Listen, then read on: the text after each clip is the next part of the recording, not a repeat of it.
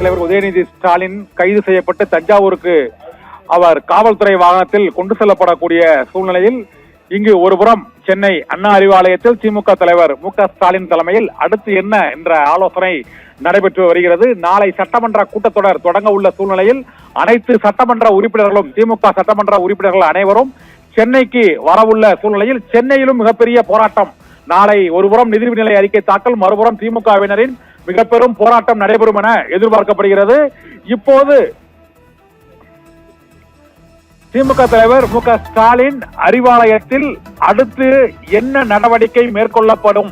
எதிர்கட்சி தலைவர் உதயநிதி ஸ்டாலின் கைது செய்யப்பட்ட சூழ்நிலையில் திமுக தலைவர் மு.க. ஸ்டாலின் தலைமையில் நடைபெறக்கூடிய இந்த ஆலோசனை கூட்டத்தில் இன்று மாலையில் தான் தஞ்சாவூரில் உதயநிதி ஸ்டாலின் நீதிமன்றத்தில் ஆஜர்படுத்தப்படுவார். அதுவரை அவர் கடலூர் வழியாக தஞ்சைக்கு கொண்டு செல்லப்பட்டுக் கொண்டிருக்கிறார். இந்த சூழ்நிலையில் ஒருபுறம் உயர் நீதிமன்றத்தில் வழக்கு விசாரணை, நாளை அனைத்து சட்டமன்ற உறுப்பினர்களும் நிதிநிலை அறிக்கை கூட்டத்தொடரில் பங்கேற்க இருந்த சூழ்நிலையில் இந்த கைது நடவடிக்கையால் நாளையிலும் சட்டமன்றத்திலும் இந்த போராட்டம் தொடரும்.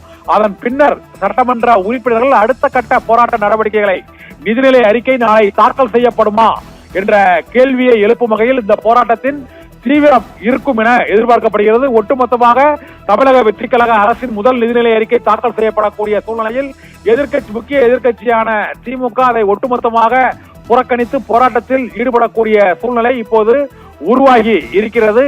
ஏனென்றால் எதிர்கட்சி தலைவர் உதயநிதி ஸ்டாலினை கைது செய்து நீதிமன்றத்தில் ஆஜர்படுத்துவதற்காக அவர்கள் தஞ்சாவூருக்கு இப்போது கொண்டு செல்லப்பட்டு வரக்கூடிய நிலையில் திமுக தலைவர் மு.க. ஸ்டாலினின் ஆலோசனைக்கு பின்னர் அடுத்த கட்ட போராட்ட நடவடிக்கைகளை தீவிரப்படுத்துவதில் திமுக நிச்சயம் இறங்கும்.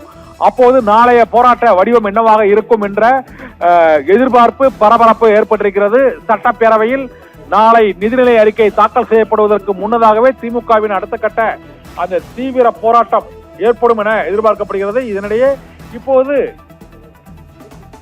எதிர்கட்சி தலைவர் உதயநிதி ஸ்டாலினோடு சென்ற முன்னாள் அமைச்சர்கள் ஏவா வேலு மற்றும் கே.என். நேரு உள்ளிட்டோரின் வாகனங்கள் இப்போது அங்கங்கே பேரிகார்டுகள் அமைத்து மறித்து நிறுத்தப்பட்டிருக்கின்றன. அவருடைய வாகனங்களை தடுத்து நிறுத்தியதை கண்டித்து திமுகவினர் போராட்டத்தில் ஈடுபடக்கூடிய அந்த காட்சிகளை இப்போது நாம் பார்த்துக் கொண்டிருக்கிறோம். மண்டலூர் அருகே இப்பொழுது திமுக முன்னாள் அமைச்சர்கள் கே.என். நேரு மற்றும் ஏவா வேலு ஆகியோர் சென்ற வாகனங்கள் தடுத்து நிறுத்தப்பட்டிருக்கின்றன.